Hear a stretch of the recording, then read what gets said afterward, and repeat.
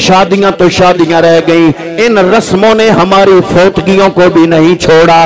एक बंदे के घर मैयत होती है, हमारी बेजा दुनिया की रस्में इतनी रच बस गई हमारे अंदर कि जो जिसके घर में मैयत होती है वो मैयत भूल जाता है, रस्में अदा करने की तरफ जाता है। कभी देखें जनाब चढ़ा रहा है, कभी कुछ कर रहा है। और हमारी फितरत इस मुआशरे की, हमारे ज़मीर इतना मुर्दा हो चुके हैं, हम फौतगी पे जाके अगर किसी ने खाना नहीं पूछा बाद में मेना देते हैं, ताना देते हैं। तुम्हारे बाप की वफात पे गया था, मुझे खाना किसी ने नहीं पूछा। कोई बंदा पूछे उससे कि अगर तुम ताज़ियत के लिए किसी की वफात पे गए थे, खाने की नीयत से तो नहीं गए थे, अगला घर तो मरा पड़ा होता है, एक मैयत नहीं मरती। वो घर वाले कितने लोग होते हैं जिनको वो ठेस पहुंचा के वो बंदा इस दुनिया से जा रहा होता है, उनको अपनी जिंदगी पर भी उनकी नजर नहीं होती, अपनी जरूरियात, उनकी अपनी जाती भूख भी मर चुकी होती है। सदमा ऐसा पहुंचता है, ठेस ऐसी पहुंचती है। लेकिन हमारा मुआशरा इंसानियत से इतना कोसों दूर चला गया, इंसानियत मिट गई हजरात मोहतरम, अखलाकियात का जनाजा निकल गया। मैं अमूमन अपने दोस्तों से गुजारिश करता हूं कि ये फौतगियों की ये दावतें हमने बना दी हैं, ये इस्लाम के अंदर इसकी कोई इजाजत नहीं। पैगंबर अकरम की ज़ाहिरी हयात तैयबा के अंदर सहाबा किराम की वफात हुआ करती थी। हजूर नबी रहमत सल्लल्लाहु अलैहि वसल्लम हमसायों को या दीगर रिश्तेदारों को हुक्म देते थे, घर से खाना तैयार करके इस फौतगी वाले घर के अंदर पहुंचाओ, उन घर वालों को दिलासा दो, अपने घर से खाना तैयार करके उन्हें खाना खिलाओ, उनकी भूख और प्यास का ख्याल रखो। लेकिन यहाँ गंगा उल्टी बह रही है। हम दीन के नाम पे फौतगियों की दावतें और देगों पे देगें चढ़ाई जा रही हैं। 40वें तक जनाब ये दावतें आम का जो है वो इंतजाम किया जा रहा है। खुदारा अल्लाह का वास्ता देकर अर्ज करता हूं कि अल्लाह के दीन के लिए, अल्लाह के लिए इन फौतगियों पर कम अज कम एक सुन्नत तो पूरी कर लो। मेरे पैगंबर ने फरमाया किसी के घर फौतगी हो जाए तो उस फौतगी वाले लोग, रिश्तेदार, वालिदैन, भाई, भांजे, भतीजे, बहने और भाई, ये जितने लोग भी उससे मुतल्लक़ हैं इनके लिए 3 दिन सोग की इजाजत है। कितने दिन? 3 दिन सोग। 3 दिन बैठे। ये जो कुल शरीफ का एहतमाम तीसरे दिन होता है, मतलब यही होता है कि जब कोई बंदा फौत हो जाए, शरीयत इस्लामिया की तरफ से सबसे पहले जिंदा लोगों पर जो चीज फर्ज होती है वो है फर्ज नमाज जनाजा।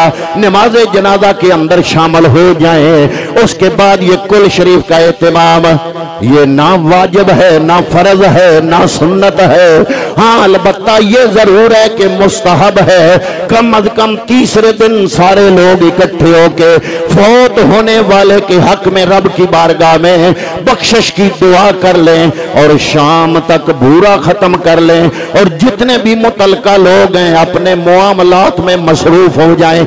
लेकिन यहाँ पर क्या होता है, एक गरीब घर में एक तो मैयत होती है, फिर वो अगर वो दिहाड़ीदार लोग हैं उनकी दिहाड़ी भी खत्म। हम लोग दिहाड़ी पे नहीं जाने देते। कोई तीसरे दिन आ रहा है, कोई चौथे दिन आ रहा है, कोई 5वें दिन आ रहा है, कोई 6ठे दिन आ रहा है, वो भी अपनी इज्जत बचाने के लिए कारोबार छोड़ता है, दिहाड़ी छोड़ता है, मेहनत छोड़ता है, मजदूरी छोड़ता है। वो बैठ जाता है कि ये दुनियादारी निभानी है।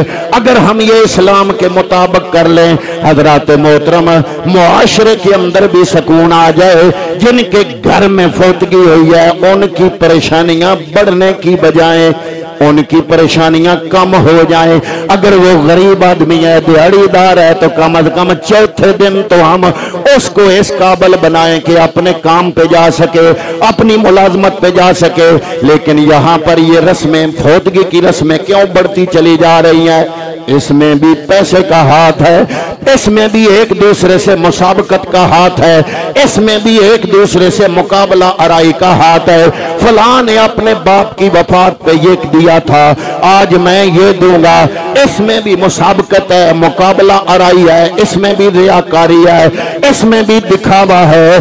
अगर ये अल्लाह रब्बुल आलमीन की रजा के लिए हो जाए तो हजरत मोहतरम अगर रब की रजा के लिए हो तो फिर तो हम उस फौत शुदा के हक में बख्शिश की दुआ करें। अगर कोई ऊपर से बंदा है कहे फातिहा पढ़ो, आप खुद अपने अंदर से पूछो कितने लोग पढ़ेंगे हकीकत में। अगर एक बंदे ने कहा दुआ मांगो, कलाम पढ़ो या फातिहा पढ़ो, कोई भी लफ्ज बोला, हम गुफ्तगू दुनिया की कर रहे होते हैं, हमें शाख गुजरता है कि ये ऊपर वाला आया, इसने कहा फातिहा पढ़ो, वो बात वहां पर हमें रोकनी पड़ी। हाथ उठा लिए, मुंह हिला लिया, होंठ हिला लिए, पढ़ा किसी ने भी नहीं, यकदम सब ने हाथ फेर दिया जैसे पढ़ने की सबकी स्पीड एक थी। मैं तो जब कहीं जाता हूं, जब ऐसा होता है कि सारा मजमा यकबारगी जब चेहरे पे हाथ फेर लेता है, मैं समझ जाता हूं पढ़ा किसी ने भी नहीं है। ये अंदर झांक के गौर करने वाली बात है। अगर हम खुलूस नीयत के साथ, खुलूस नीयत के साथ एक बार दुआ कर देंगे इनकी वालदा के लिए, रब्बे कायनात फरमाता है मैं रहमान भी हूँ, रहीम भी हूँ। जब बंदे इंसान इकट्ठे होके किसी एक के हक में बख्शिश की दुआ मांगते हैं, वो हाथ खाली चले जाएं, मुझ रब को हया आती है। इतने हाथ उठ जाएं, अगर खुलूस नीयत से मांगे तो रब फरमाता है मैं बख्शिश फरमा देता हूं। अगर खुलूस नीयत हो तो इतना मजमा खुलूस नीयत से हाथ उठा के दुआ मांग ले किसी फौतशुदा की। मैं नहीं मानता कि वो जहन्नम जाएगा, मैं नहीं मानता कि वो फंसेगा, मैं नहीं मानता कि वो अजाब में गिरफ्तार होगा। वो यकीनन अल्लाह रब्बुल आलमीन करम नवाजी फरमाएगा। रब फरमाता है तुम इंसान हो के अगर किसी के लिए इतनी रहमदिली कर सकते हो तो मैं तो रहमान भी हूँ, रहीम भी हूँ, मैं तो रहमान हूँ। फिर इतने लोग जब किसी के हक में दुआ मगफरत करेंगे तो मैं जरूर उनकी दुआ को कबूल करके बख्शूंगा। लेकिन हम फ्रॉड करते हैं, हम जनाजे में मैयत सामने होती है और हम फ्रॉड कर रहे होते हैं।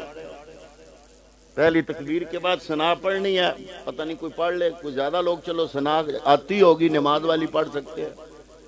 दूसरी तकबीर के बाद दरूद शरीफ है पैगंबर अकरम पे कोई नहीं पढ़ेगा, या कुछ फिर भी ज्यादा लोग पढ़ लेंगे। अगर तीसरी के बाद जब दुआ की बात आएगी तो दुआ के लिए मामला खत्म।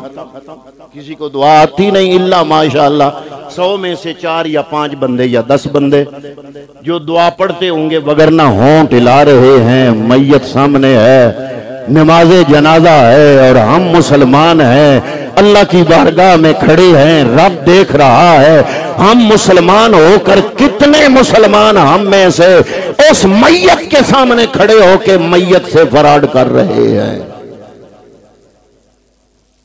मकामे गौर है। अगर हम कम अज कम लंबी चौड़ी ये रस्में नहीं छोड़ सकते तो ये तो कर सकते हैं कि पूरा 3 दिन रखें, सुन्नत जिंदा करें। सोग 3 दिन है सिर्फ बीवी अपने खामन का सोग 4 महीने 10 दिन मनाती है शरीयत में। बीवी जिसका खामन फौत हो जाए वो 4 महीने 10 दिन, उसके अलावा दुनिया का कोई रिश्ता इस्लाम कहता है 3 दिन सोग। तो ये सारा कुछ क्यों है?